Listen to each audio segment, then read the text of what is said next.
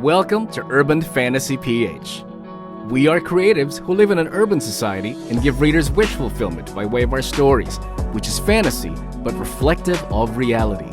Here, we get to talk to fellow creatives like writers, authors, artists, comic book creators, filmmakers, you name it. We create and share our art here in the Philippines as well as abroad. My name is CJ Edmunds, I'm your host, and here is today's episode. Good morning, fellow bookworms, book hoarders, book lovers, and creatives. Happy Wednesday.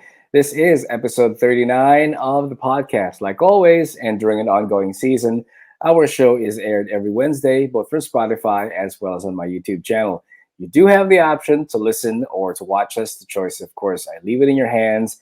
And whether you're listening or watching, please click the subscribe button and ring the bell so that you do not miss a single episode and you will be duly notified when a new one comes along. Now, all of our past episodes are all ready for you to listen to or watch chronologically if you are listening to us or watching for the first time. Now, we have a brand new month ahead of us and we are beginning anew. Excited to bring in our guest today. He is the co-founder of KUMU. My goodness, this is the largest Filipino live streaming platform and new media community. He is a lover of sci-fi, manga, and of course comics, needless to say. And like what he writes about, it is reflective of his views and his firm belief that there is still a bright future for our country. A born optimist, I'd say. And you know, we don't get people like that very often, and we are so lucky to have him today. Let's give warm and a wonderful, a resounding good morning to Mr. Rexy Dorado. Yo, Rexy. Hey, CJ. Good morning. Hi, Ready? hi. Welcome to Urban Fantasy PH. Thank you so much for taking the time out of your busy schedule. We're so glad and honored to have you here on the show today. Yeah, thank you for having me. Thanks for anybody who's listening to this episode also. Thank you. Now, while ostensibly we are here today to talk to you about your book, your graphic novel entitled Maharlika, and we wouldn't cover the grounds properly without, going over the basics. That is, addressing the bricks that go into the foundation of an entire house. As I've mentioned in the intro, you are the co-founder of KUMU, and can you talk us through the beginnings of that idea and where were you in your life when that seed of an idea began? Yeah, for sure. So I was born, I guess, starting from the very beginning, right? I was born in the Philippines. I was born in Dumaguete, and then I kind of went through this journey of moving to the US when I was 11, kind of trying really hard to not be Filipino while I was there in high school, and then like rediscovering things when I was in college through coming back home through right. There's no denying if you're Filipino by blood, you'll always carry that wherever you go. Right, exactly. So I tried to deny it for a while because I was in a community that was like half black, half white, like 3 Asian kids other than me. But I found my way back eventually, and then that led me to, at the end of college, I started this nonprofit that brought Filipinos back from the U.S., from Canada, from outside the Philippines, brought them back to the Philippines for 3 months to work with small businesses, startups, nonprofits here. And that was where I met Roland, who became my co-founder later on in KUMU. And we'd meet every 3 months or so for a board meeting for that nonprofit, and we'd just kind of talk about this question of how do we connect this kind of like creativity and growth that's happening in the midst of everything in the Philippines, with this Filipino diaspora of 10 million Filipinos around the world who are trying to connect back and support in some way. And we talked about like, let's do a podcast. Actually, let's take some Filipino brands and market them in the Philippines. Just a few different angles on it. But then in 2017, we came upon the idea of what became KUMU. So it wasn't a live streaming app at first. It was a messenger app that the idea was you build a big enough community through a messenger, and then on top of that, you can build different services and platforms that are kind of built for Filipinos by Filipinos. And then we launched it February 2018 to complete, instant failure.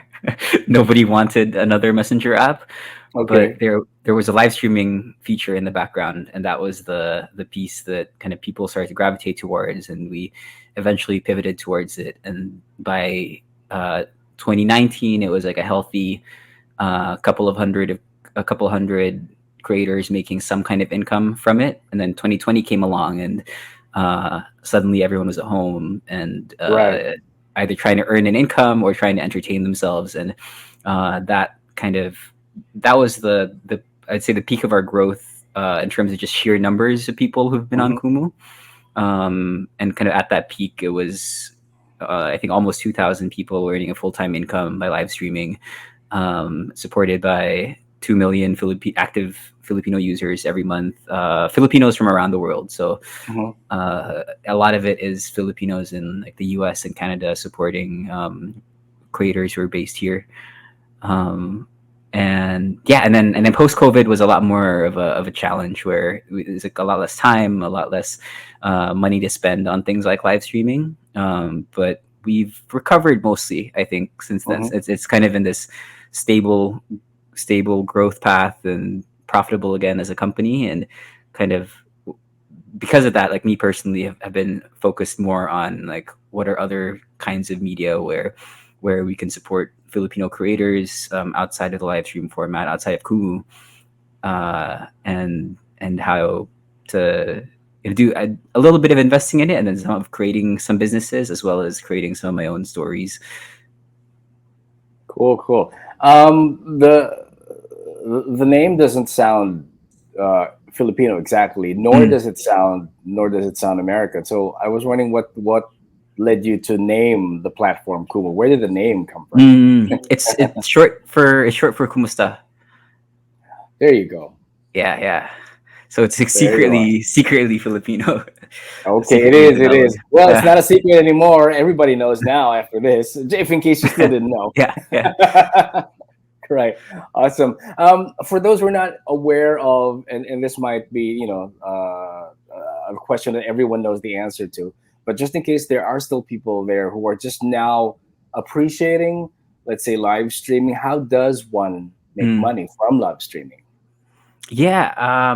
So anyone can go live, right? You can press a button, and then your camera turns on and kind of pushes you to an audience of people who are watching live streams on Kumu. And how Hmm. it works is, if you're somebody who's watching and you appreciate the content, or want to engage with the streamer, maybe there's like 100 people watching, you want to be heard like as one of those like 100 people in the audience. You can spend money to send these virtual gifts, which are basically they're Hmm. one-time animations. So it's like a Miss Universe crown, or like a lechon shows up on the screen. Yeah. And that goes from, on the low end, like less than a peso. On the high end, I think $1,000 is our, or maybe even a couple $1,000 is the Okay. most expensive gift. And yeah, and when that happens, the streamer gets a share of that. And that's where you have people making, you know, I think in the highest of times, there's people making like 30,000 to 40,000 dollars in a month from just streaming, just being themselves, connecting with their audience. Even now, there's still a solid, I think, 500 to 1,000 people that earn enough uh, To support themselves. yeah, to support themselves full time in the Philippines. Nice. Awesome, awesome. Of course, no seed will grow to Mm. fruition without proper care and the attention to make it grow. And Kurumu has grown exponentially to what it is today, um, thanks in part from you guys and also from the listeners who engage creators equally. And it is the largest streaming platform in the country, which continues to grow and give creatives the chance to be heard and seen by sharing content of their own making. Now, you mentioned that prior to Kumi that you were in the corporate world Mhm. with nonprofit and all that. I was wondering, was that the industry that you've always saw yourself in? Because when you think about it, if it Mm. were not for you being in the industry, perhaps the idea of Kumu may not have come to you. What do you think about that? I would say, yeah. I mean, for sure. I think the idea of Kumu, if I had taken a different step in any part of that path, it probably would have led me somewhere else. Hmm. But I think for me, where it started, so before I wanted to do anything, like before I never wanted to really do business until I had that, there's that nonprofit idea, or there was just this thing I wanted to do, which was bringing more Filipinos back to the Philippines, and the only way to do it was to kind of start an organization and then figure it out, right? Like, Hmm. Hmm. figure out where to get the money, figure out how to kind of operate it. So that actually came a bit later for me. Before all of that, I think it's like 9, 10 years old. I wanted to be a writer. Like I was on. I wrote short stories and then put them up on Fiction Press and like fanfiction.net. Yeah, yeah. Terrible, like Those are the terrible days. stories. I But think they're still a still story there. nonetheless. A story Yeah, yeah. nonetheless. But that was the thing that like I got excited about, and just thinking about worlds and characters. And then I think in high school I wanted to do film, and then when I applied to college, it was like I think I applied to double major in engineering and English, Hmm. and I eventually graduated with economics, but only because that was the one that I was closest to fulfilling the requirements for by the time I was graduating. Yeah. So the business thing was kind of an accident. It was always about like wanting to create things, and then as I spent more time kind of in that, realizing just how hard it is to create things and to get the resources Hmm. to create stories and IP and be a creator. And I think for me that was kind of the thing that um, personally within the people who were involved in making Kumu, I think Roland is kind of comes more from like his passion is like building authentic connections and community, which is a big part of Kumu. I mean, it's like probably the core of Kumu. So he kind of came to it with that as his like guiding light. For me, like I resonated with that, but it was like more kind of centrally about trying to figure out the puzzle of like how do we get an economy going around Filipino creators somehow and get more money flowing to people who are making content in the Philippines, and then live streaming just happened to be the kind of format that seemed to make sense for that point in time. Hmm. Right, right. Well, the reason I asked that is, I would always Mm. remind myself of this saying that a former colleague would always tell me. She'd always say that, nothing is an Mm. accident. And I agree. Yeah. I mean, every brick laid upon a house will always serve a purpose. So let's go further back before Kumu, before Mhm. corporate life. And since we already started doing that earlier on, and you sort of like referenced it that you are a creative at heart, and that's really the reason why we also do this podcast, and that is to give voice and equal opportunity for different kinds of creatives to be heard. I was wondering, what kind of books did you read or shows that you Mm. watched that sort of made an impression on you growing up?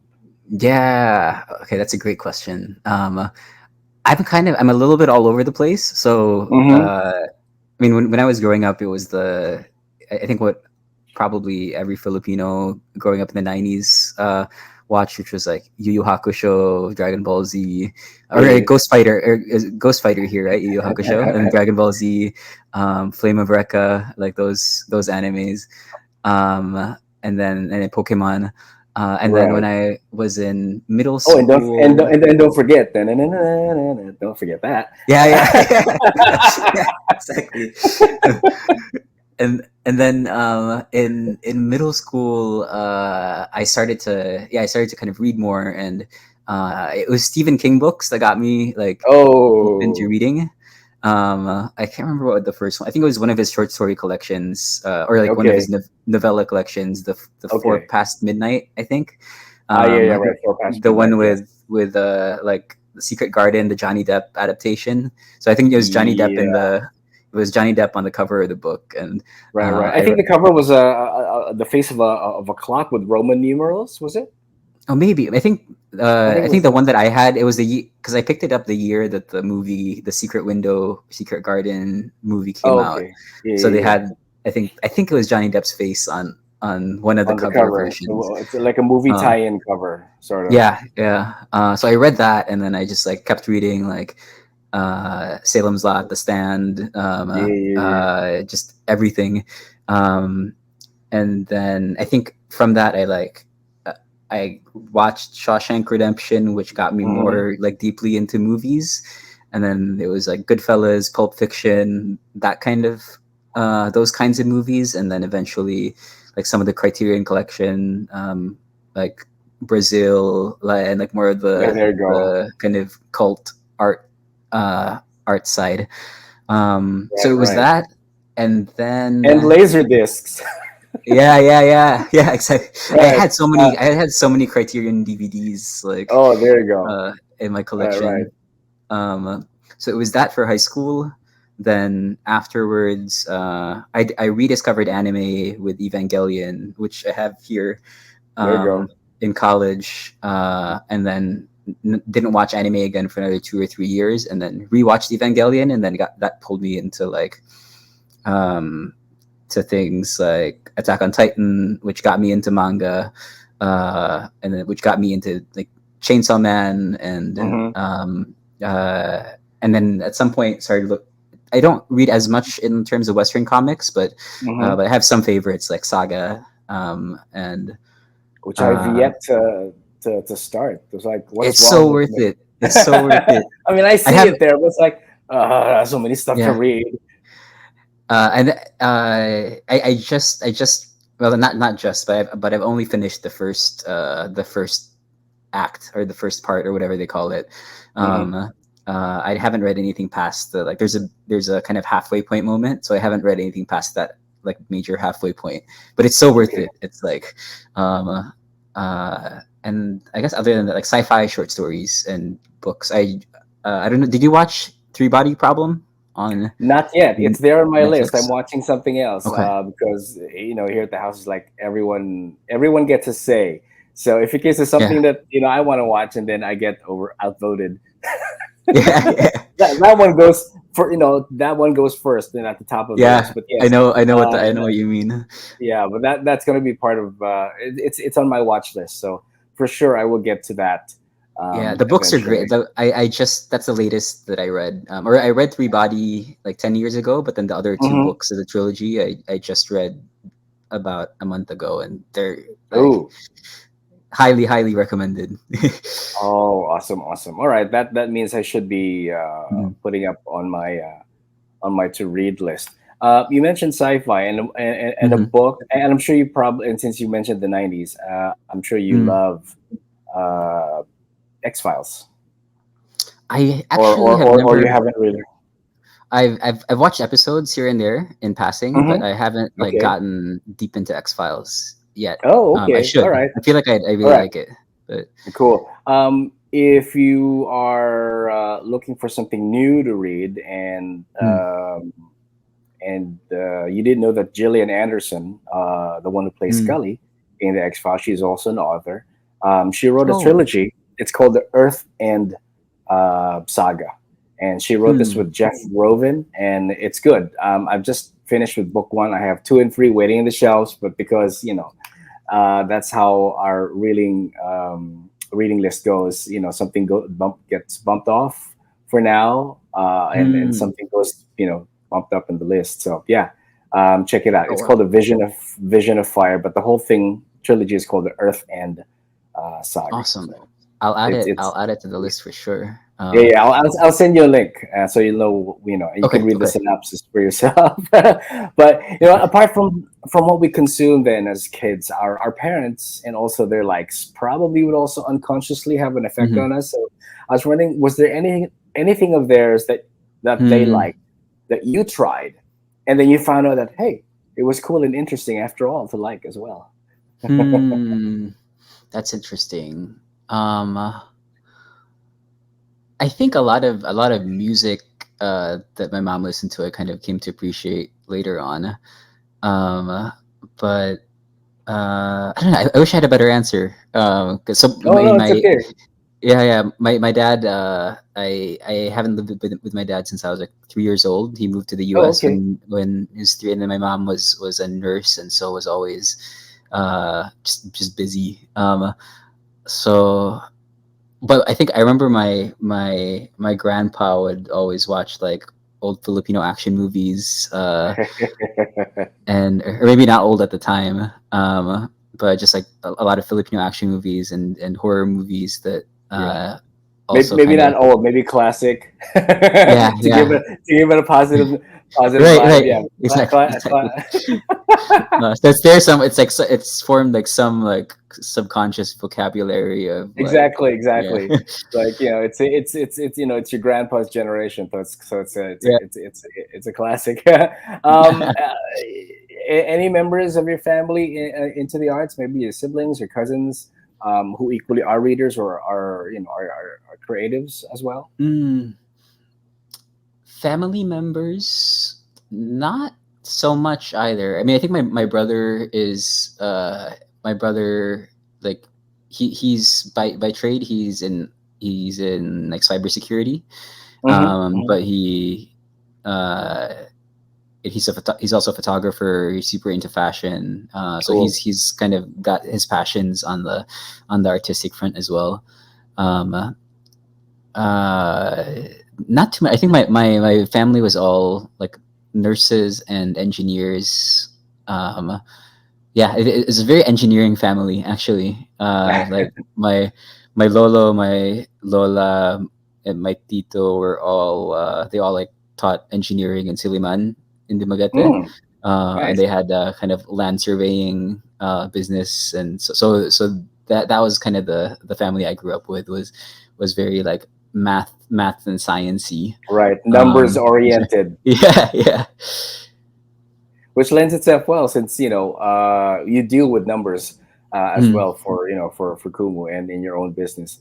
Would there perhaps be maybe a rare item, a rare comic book that from your early teen years that you still have a copy till this day, and then when you look at it today, mm. I was wondering what message do you still get from it, and does it probably maybe provide you an assurance of your creative choices, and if not, probably even inspiration for future creative ideas and decisions. Hmm. That's a great question. I probably should have asked you that so you can if you need to look for it. Yeah. Any item or specifically a book Oh, or I guess any item that continues to provide you inspiration or where you feel that you draw strength from. mm, Maybe something like I don't know, your own personal blanket, as Linus would have his. I had well they're I don't know where they are, but I'm sure they're somewhere somewhere in the US Yeah. from high school where like I used to make these little if you've read Maharlika, right, so you can see Hmm. where this feeds into it. I used to make like mix CDs Yeah, yeah, yeah. so We all did that. Hey, what's yeah with the yeah fireworks? What I was have no that? idea. I saw two thumbs up earlier on when Is we were that talking about Saga, and now is that how it yeah. works? Oh, there you go. Okay. Wait, I guess that's does a it work thing. on me? Oh, only on the guest. Yeah, Dang it it. might just be, or it might be it might be my camera or my computer. I'm not sure. Could be, could be. I think the one thumbs up gives you that Mine thing. doesn't. Mine doesn't. What's going on? All right, I need to change. Oh, there you go. I need to change my system. Oh, I don't know. What was I saying? Oh yeah, yeah. So mix CDs. I Yeah, make yeah, these yeah. mix CDs, and then like I make like special packaging for them. So I remember there was one that was like kind of like one that was called like the young ones. So it was more like kind of poppy and punky. And then I like cut out a bunch of magazine pages and turned it into like a sleeve jacket and Oh, so that kind of thing was probably in terms of like physical artifacts yeah, yeah, yeah. of uh when I was much younger. Hmm. That's the one I haven't seen in a long time, but I'm sure it's still there and I would love to actually pick up and listen to again. Awesome, awesome, awesome. Yeah, and share it on social media when you do go back Yeah, to states yeah, and visit. It's like just when you thought that CDs were a thing of a past, I got a mix CD for you. yeah, yeah, And yeah. then I you know. have yeah, and then you have an all a 1 hour listening session on Kumu. Okay, there you go. Right, right, exactly. No, it was like because yeah, I'd like make the cover. I get some special paper or like cut together a bunch of magazines for the sleeve the art. I'd get like special CDs, like the for one of them it was like I found like a vinyl themed kind of blank CD. Uh-huh. So it looked like a tiny vinyl record, and Oh. that just like had a lot of fun with the packaging, as well as like which songs went next and like which lyrics kind of were Blended uh one song yeah into the other. Yeah, yeah. Oh yeah boy, yeah, yeah. exactly. I That remember. I was remember. Remember giving somebody before also, mixtapes, yeah, and yeah, exactly. And there so you you can go. see the where the the Maharlika, Yes, that piece of exactly. in Yeah, Maharlika that's is yeah. gonna come Yep, from. yep. Got it. That's the one. Yeah. That's the one.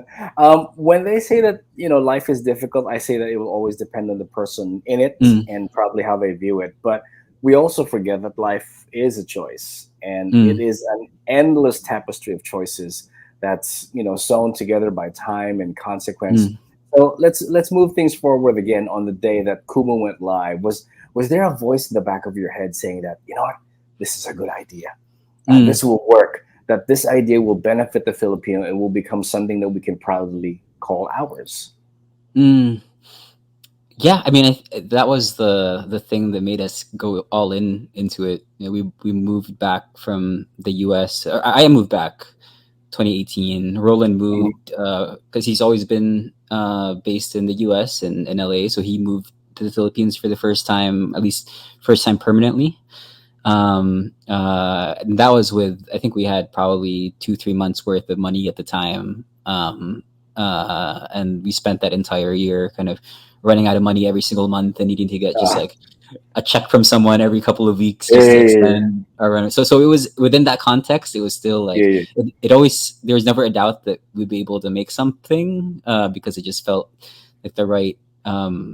It made sense for the Philippines, and it also made sense for kind of where I was coming from and the things that I like to do and was good at, as hmm well as like what are from I gotten to know Roland in the years before that, and just kind of was so impressed by his strength as a kind of it, among many other things, like a moral leader that can get people to believe in a vision and gather around it. hmm And so it was, yeah, it was that too. It was also as much a bet like on myself and Roland as as my co-founder, that made it feel like, okay, this is where it's going to be something. Like hmm I don't know You what don't know exactly, yet, but but it's it going to be is going to be something. something. Going Right, to be right. something that's worth the trouble. Well, worth the time, worth the effort. But I'd say that when we do things, Mm, when your heart is in the right place, all the pieces will just fit together mhm, eventually. It's like it's when your purpose or your intent is clear. That's the glue that will stick the pieces together and mm, bond them perfectly. I like to think it for that way. sure. Yeah, and it's nice to know that coming from you, and that's a great affirmation that yes, that is how you went into it, and that's how you Mhm, continue to propel it further into what it is today, and who knows, for next year and then 5 years after that, and mm, that is basically something that we can call ours. And one thing that we can also properly call ours is what we create. What you mm, have created is this book that's called Maharlika, of which I heard mm, first from John Ray, who was here on the show for 2023, who talked about it and who was responsible for the art in your book. mhm. And this is what it was. I was flashing it earlier on the screen, so that's there you go. For those who have not read Maharlika, and no spoilers, can you tell us Mm. what Maharlika is all about and what was the inspiration for it?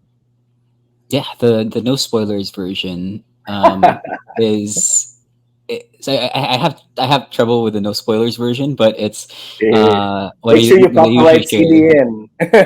Right, right. What I usually share is it takes place in Manila, in this alternate universe where the Philippines is the capital of this republic called Maharlika.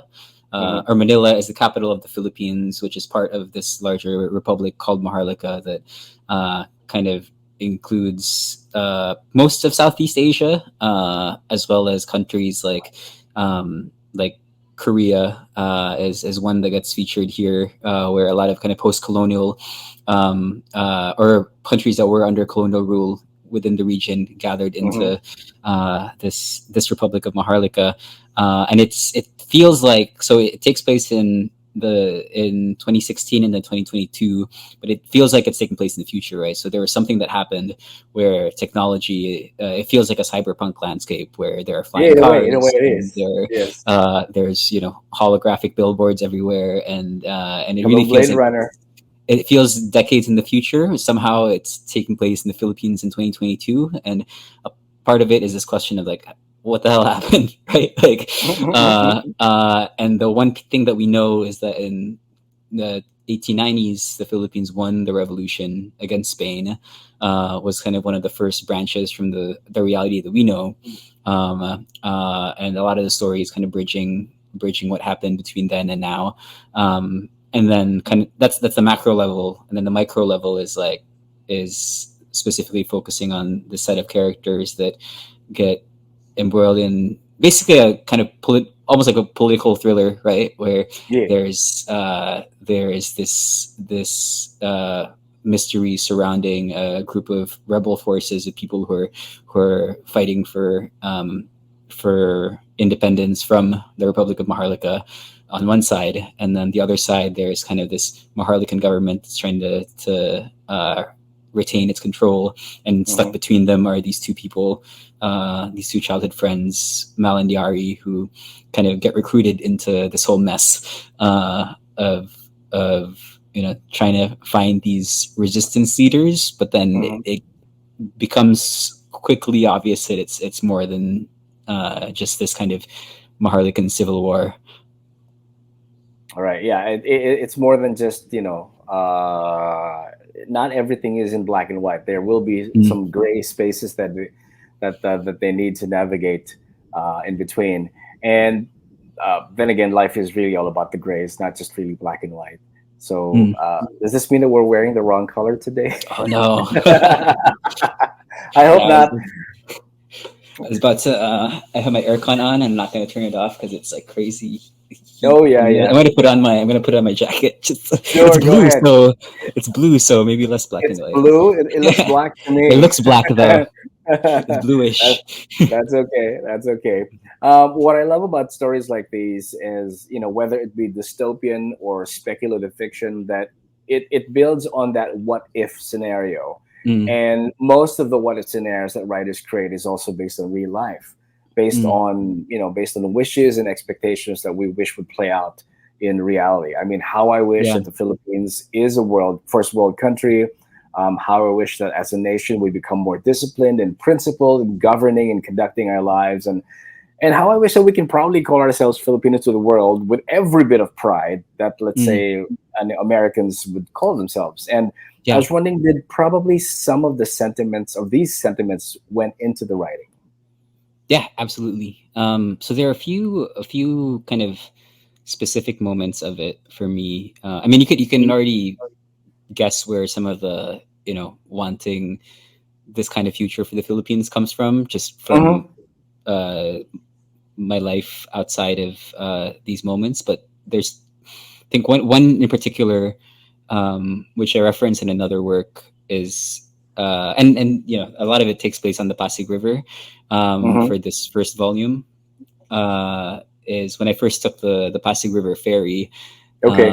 and it was like this kind of, I don't, like, really vivid representation of where the Philippines. It's like on one side, the kind of the present challenges and uh, you know mess in some ways that there is to deal with, but Mm-hmm. like where if you squint your eyes enough, you can see, and if you imagine what this looked like in kind of the Philippines golden age, and what it could look like if we were able to really build a more stable foundation. Like this could be a really like one of the most beautiful like riverside kind of walks or ferry rides, and that kind of moment where you turn. There's that last turn into like Escolta station, Yeah. where you have like the ocean on one side, and then it starts to turn into the city, and you see like the old Manila, kind of the Spanish colonial influenced buildings coming towards you. That like again, like if being able to imagine a version of that where um, the or it's not perfect, but where you did kind of deal with the problems, the inequality, the pollution, like that. And I think for a time, right, for a time in the Philippines history, that was uh, kind of a route and a view that was like kind of majestic in its own Yes. way. So that was always that stuck with me as something that like I want to live long enough to see kind of that rehabilitation take place Right. and be able to Right. take that and be kind of wowed by it. Yeah, And because then back in the day, historically, you can fish in that river. yeah, People's lives, grew around that river, and the river was clean. right, exactly. And I mean, it's like you there's the surface of it, which is like pollution and just people throwing trash, but there's also the deeper level of it, which is like why is there so much pollution in the river Hmm. is because you have these communities that a lot of informal communities that don't have like proper plumbing and sanitation because the government hasn't invested in the resources for that. And so that too, right, the kind of the social things that led to the The the writing of the whole thing. Yeah. yeah.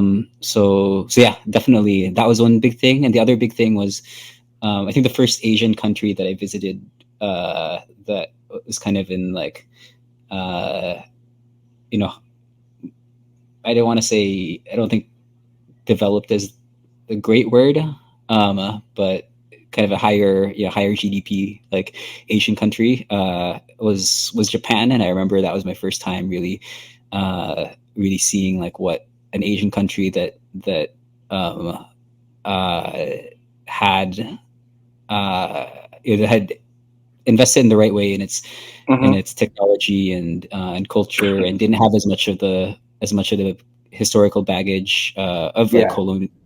I mean, Japan has its own moments of that in its history, but for the most part has been able to kind of To move maintain forward. its cultural identity and emerge out of it strong. So that was my first view of like an Asian country in an Asian city, Tokyo, that felt like far ahead of like anywhere I was in the U.S. right in terms of Hmm. how Hmm. things worked, as well as the culture, like the amount of stories that are being created out of Japan that like the entire world gets excited about. So that was the other kind of thing that inspired me of like can we have some of that for the Philippines, like with how can we grow there economically as well as culturally, can we create things that the world as a whole can appreciate. um and I think the answer is yes, right? I think we can. It's just a question Hmm. of like what needs to happen for us to get there. Right. Right. I agree. I agree. It's just a question of time, and not Hmm. to mention the effort that you put in to speed up the process, Yeah. right? So that more IPs get out there for Hmm. for people to know about, and little hits that we have, like with Trece on Netflix, Hmm. and since that has its own branch of an international audience, people at least now will get to be introduced to our own mythology and folklore, and that's good. I mean, every little step, or regardless if Hmm. you look at it as little or not, every step counts. So I like to think that we're slowly getting there. But going back to your own work, when one hears the word Maharlika, it's usually associated with just us being Hmm. Filipinos in this nation that we are. But in the book, and this is not a spoiler since you also mentioned it earlier, Hmm. you've extended the borders of what that word means and included the countries of Vietnam, Hmm. Laos, Myanmar, which is formerly Burma, There's also Malaysia, Cambodia, Brunei, Indonesia, and Mhm. even Singapore into the mix, Mhm. which accounts for this entire republic. I was wondering, what Mm. made you creatively decide to do that, to include them, Mm. and not just us? So again, without trying to not spoil things, I think what you Wait, can what did I say was with? I hope what I no, no, said no, was no, no, not no, too no, much no. of a For me, spoiler. no, no, no. I'm just trying to the explanation of it that doesn't spoil too much is Okay. that I think what you can uh, kind of infer from the first volume or even like the early parts of the first volume and the premise is that um, when the Philippines went against Spain, however they did it, whatever was the thing that they unlocked that allowed them to turn the tide Hmm. back in 1896. That was it. That was kind of the first step in this domino of not just inspiring other countries in the region that were under some kind of colonial control, but also the Philippines being in a place to kind of tip the balance in some of those countries, Hmm. to essentially set off this chain effect of independence movements that eventually led to some kind of coalition building that became Okay. countries coming together um, under this this kind of united experience of fighting back against their uh, Western or otherwise Hmm. kind of oppressors, and so that's why you have most of Southeast Asia. So if you look at the map, Hmm. Thailand is kind of carved out of it because Thailand was never under colonial control. Yeah. So they never had a reason to kind of join the coalition, Okay. and Korea is there because it was under kind of Japanese occupation for a long time, and so you can guess that something happened there where Maharlika stepped into um, Hmm. that dynamic. Right. So it was just I think it was more of a natural conclusion of the world that was built was that it would spread beyond just the Philippines, and if the Philippines had some advantage back Hmm. then it might have led to kind of this series of alliances. Okay. Um, uh, but it was also, I think, although it wasn't intentional, I think it also made it more interesting to kind of be able to write characters from. There's some Korean and Japanese characters as well as Right. some Right. characters of like Malaysian descent and Indonesian descent that kind of show up in the first volume and then in future volumes also. Right. Right. I also love that you extensively made use of the pre-Hispanic alphabet that we know as Mm, Baybayin. It used to be called Alibata, but not anymore. And mhm, there's seems to be some confusion with that before. But the inclusion of it certainly gives awareness to the existence of this particular alphabet that's mhm, ours. And I'm sure that if it were in your power to decide and to enforce, should lawmakers include teaching of this mm. pre-colonial alphabet into our curriculum, you would do that in a flick, right? You Yeah, do that in yeah, a snap. actually, yeah. Yeah, Yeah, and it's because it's like of course the Maharlikan Republic would push it, and really use that as a point of pride to build that national identity, right? yeah, indeed, indeed. Um, I know that there are some courses in the universities that teach that, Mm, and I think there's also an online course for people, selective or if not specific classes to teach that alphabet. mm, Um, who knows? One day I might, decide to learn it, and that would be great. mm. But the more IP that includes that particular alphabet, the more awareness that it gets. So Yeah. for those who teach that alphabet, bravo and kudos to you. For those who would want to learn the alphabet, then go ahead and do that. Add that to your list of things to learn. Add that to that wealth of knowledge that we all accumulate in our lifetime. And accumulating knowledge is always good. Yeah, Yeah, it's definitely. always good. And I want to actually, I think shout out to Christian Kabuay. I don't know if you know him. But Not personally. he's a big Baybayin advocate Oh, based in the cool. U.S., but he also does a good amount here. And I think for a while, I don't know if he still does. For a while, he owned like Baybayin.com, the domain name. um, Oh, and so he's been at it for a while and like doing art around it and creating like magazines that are like all like 100% bye bye oh, and nice, so nice. he actually was the guy who kind of looked at the how we were doing it in the book and just made sure that we weren't too inaccurate in how those sounds would translate, which can be hard. And I know there's like if you want to do whoosh like or like whoosh Yeah, in bye how bye, you translated that, right? yeah, because like the ooh, if you put like the you, it's gonna actually be read as like ooh ooh ooh ooh. Ooh. And so we went through like the different ways to kind of um to show the end by. I think one, and then the one that we went with was one of the modern takes was like you do the multiple dots for the long ooh sound Mm-hmm. at the bottom of the character, which felt like okay, like I feel like that's something that in Maharlika they kind of take, and if they're writing foreign words into local Baybayin script, they do so. So there's a lot of that kind of conversation that happened as well.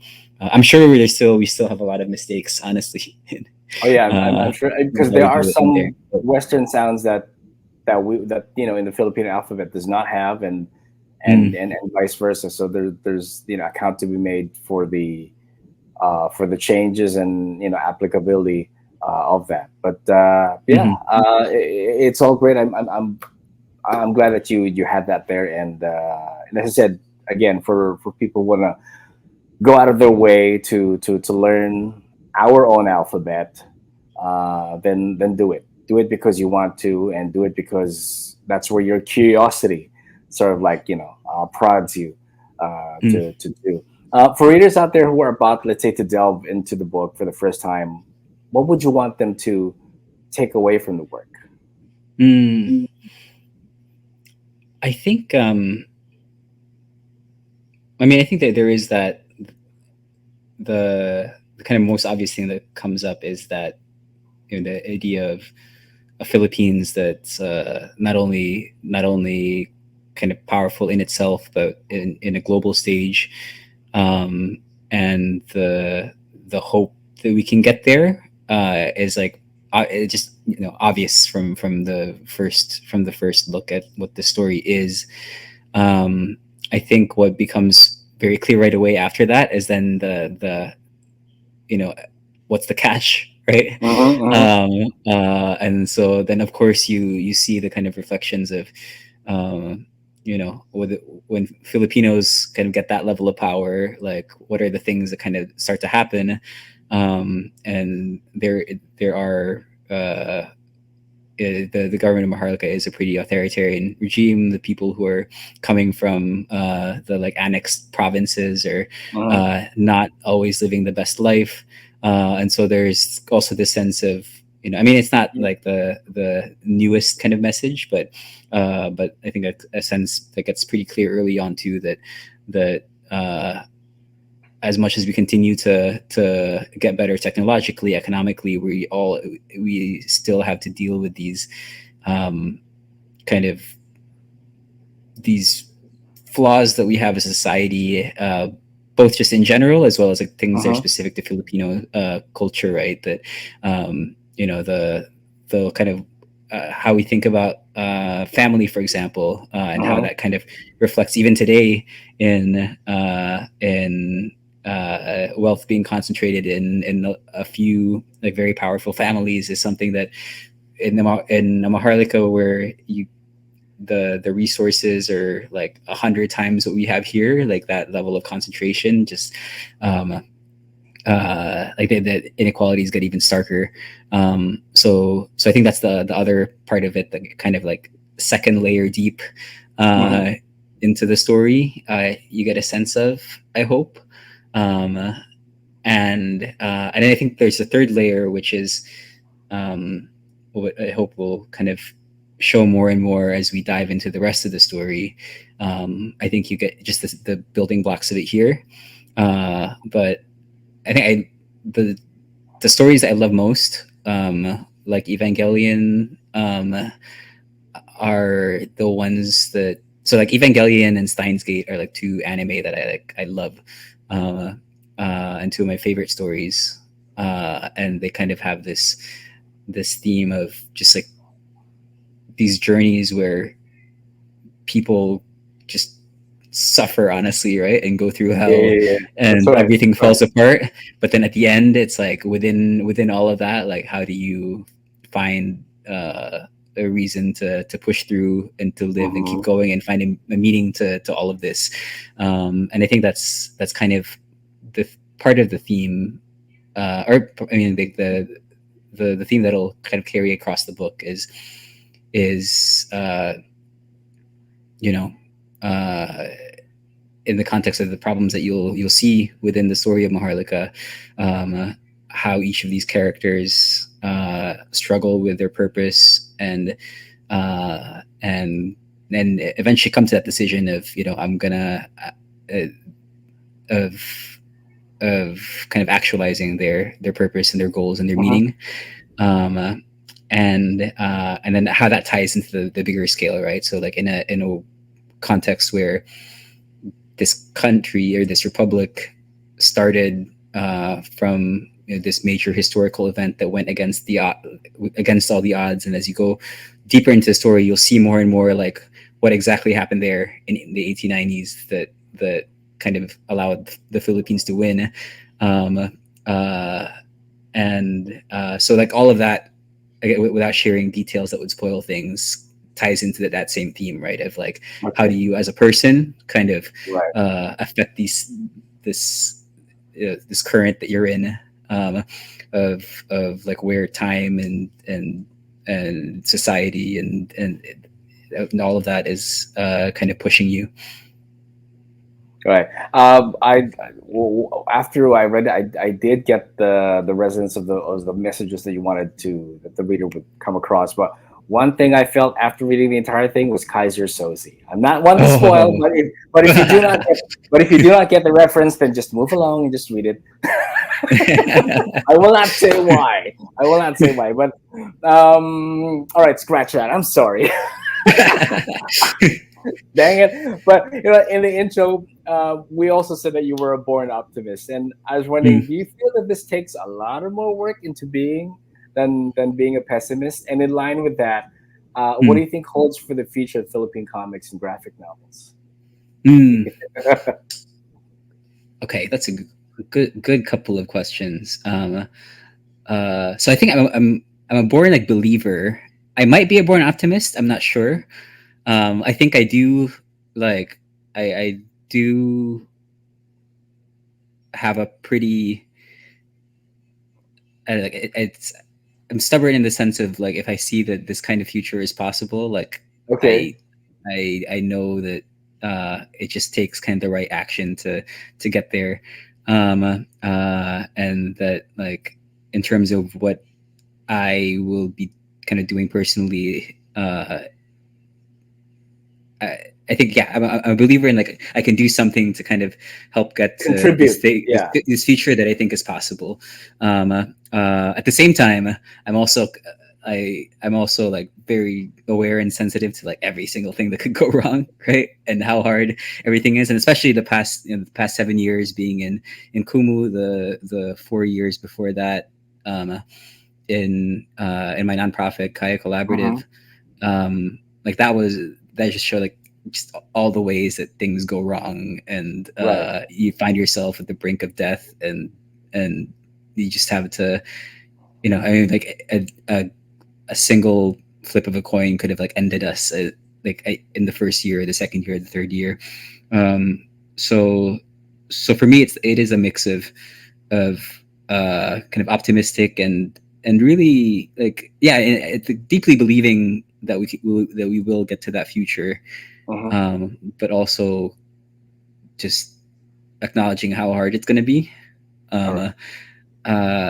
and I think when it comes to Filipino comics, it's also that, right, which is, um, on the optimistic front, it's uh, I don't know how you quantify this, but I feel like Philippines, in terms of like creative talent per capita, is like up there, if not like a number one, like in terms of uh, raw creative inclination, whether that's in the form of music or art. There's so many talented people that can make, whether it's John Ray, who's the artist for Maharlika, or Sampai, who's the artist for Katipunero Warrior. Like they're creating the art that they create. If you put it side by side with the average manga artist in Japan, like it can stand up to it, or be even better. So there's that, like the talent is there.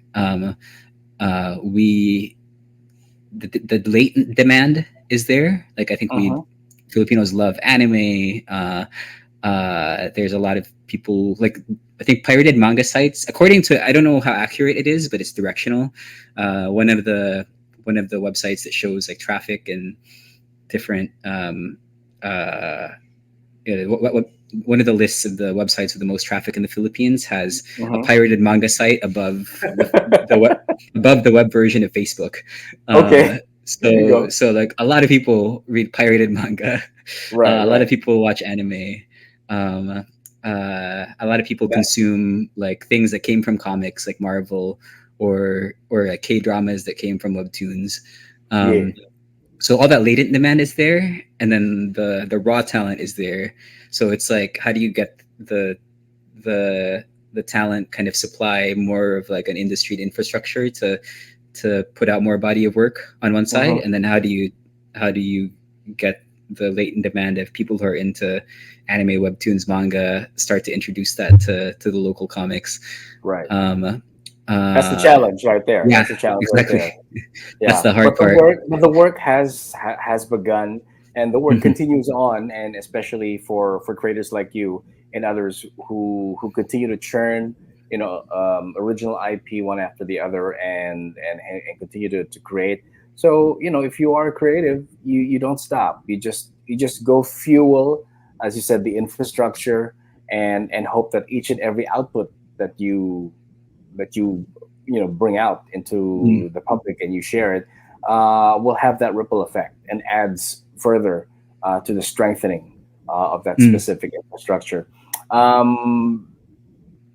Speaking of work, our own creative process and work ethic can be defined by what we've gotten used to, or what we have around us. I've got some questions about process and creativity that I hope you don't mind answering. Yeah. Okay. Do you have any favorite philosophical quote or maxim that you live by? Ooh. In terms of creative work, or generally, or yeah, either or. There's no right or wrong answer to it anyway. Sometimes what you have as a maxim that you use for work can also be applied to real life, or vice versa. I feel like there's one that I'm forgetting right now, and it's bothering me. So if I have a number one, number two, or if I have top three, my number one, I can't. Okay. Like I'm blanking right now for some reason. My number two or three, I think it's Buckminster Fuller, the architect. He has a quote that's "Dare to be naive." Ooh, yes, I like that. Yeah, and just both in the sense of being able to see through like fresh eyes, and being able to believe in things that aren't that just like feel sometimes it's against what the reality of things, right, or against the odds. So that's one, and then the other one, what is it? There's a I thought about this when you mentioned the physical kind of things from our childhood before, because I had a card from a friend that had this quote written. I think it's "Let us be first and above all kind, and then honest, and then let us." I'm googling it right now. Yeah, I can hear tapping, but that's okay. Yeah, it's "Let us be first and above all kind, and then honest, and then let us never forget each other." Is a quote from Brothers Karamazov by Dostoevsky. Okay. Yeah. Yes, Dostoevsky.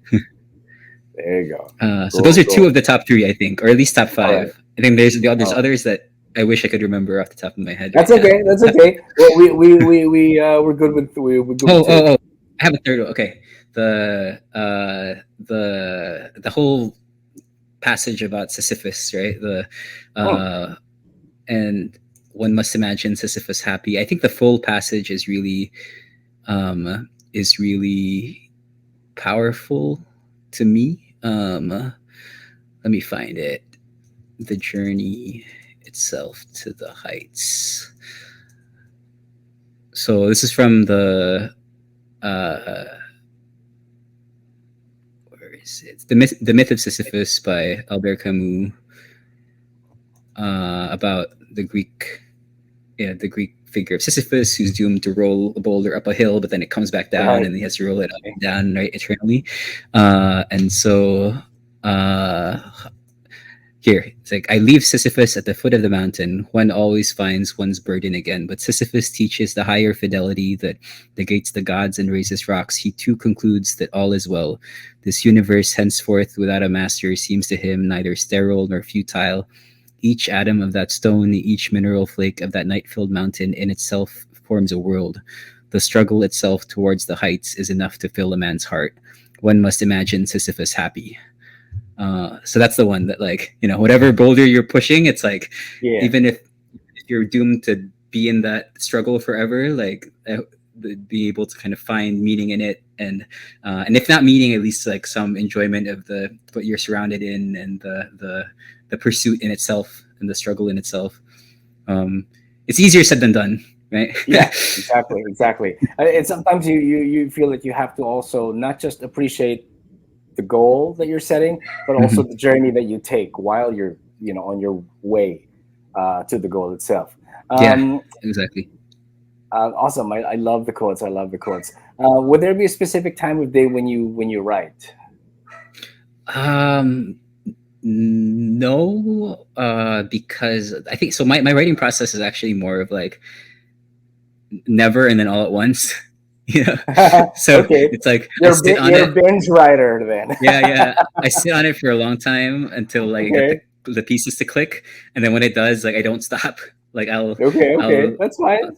so I'll think about something for a week, and then I'll do like 2 entire days just knocking out a full story, and then finishing it. So it's like either none of the time, or like 48 hours nonstop. All right. To each his own process. To each his own process. There's no right or wrong process in it. Any rituals perhaps that you do before you write? I mean, some people would light candles. Mm, Some people would burn incense or anything like that. Anything woo mm. woo. Anything woo woo.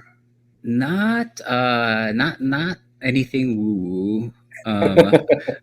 I mean, the unhealthy one is like the right drunk, the right drunk edit sober, right, of Hemingway. Okay, But then, okay, okay. now I'm trying to, I'm not doing that anymore. So because I'm trying to be healthier. For a while, Um, I thought you were gonna say open a bag of chips because I'd probably do that while I'm doing. yeah.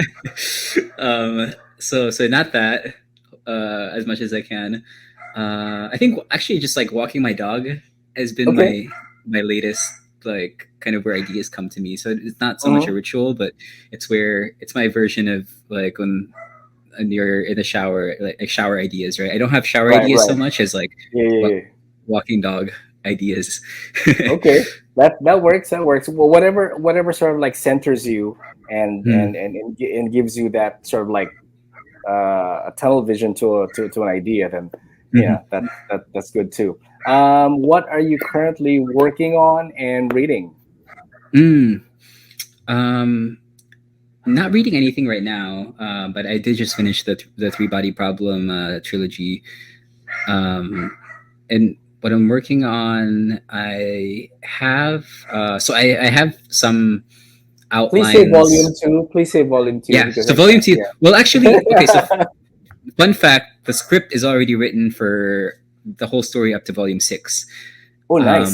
So Okay. that's it. It ends right now in volume six, but the whole thing has been scripted.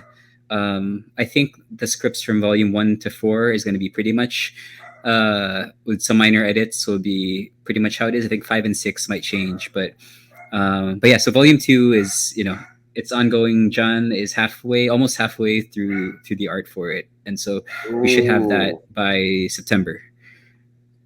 Yeah. Wow. Wow. So That that's just that I'm that's excited. I'm happening. excited. Yay, Yeah, yay, yay. John does the hard part. John does the hard part. It's like, Exactly. Oh no, you equally lift. You equally lift the heavy part of the boulder yourself. So don't sell yourself short.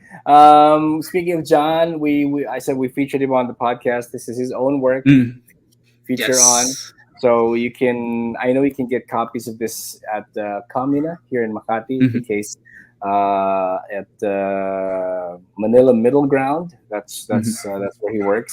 I suppose that people who are within the area can also get a copy of this in Manila Middle Ground. I gather. Yes. All Right. right.